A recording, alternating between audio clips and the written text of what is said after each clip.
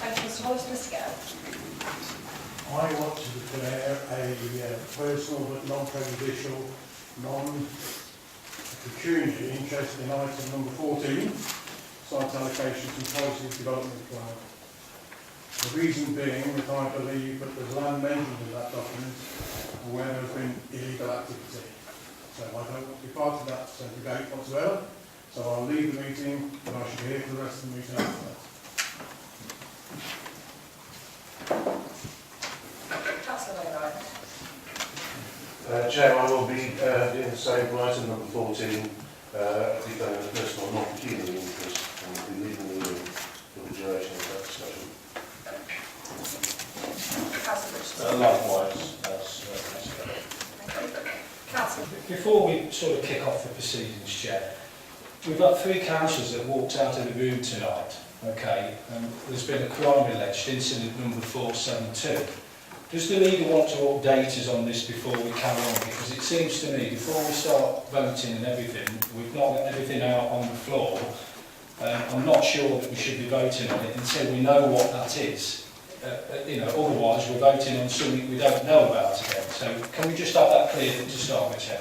Mr. Plews, I'm going to bring this. As monitoring officer, I have been contacted by the Rutland group of UKIP councillors with a complaint that the site allocation policies development plan document will conceal crime. That crime is that the local development plan has altered the policy area allocated to housing development in respect of the Park School and Tresham Institute site and has therefore, I quote, flexed planning to give the developer greater value. This was first raised by those councillors in March 2014. It was explained at that time why the change was being made, which was to join up with the boundary line, planned limits of development along the northern limit of the adjoining built-up area to the west of the site.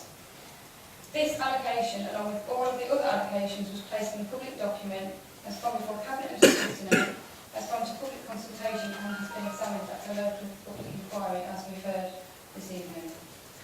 The members have not specified what crime they believe has been committed, nor do I know what evidence these members or anyone else might have in support of these allegations.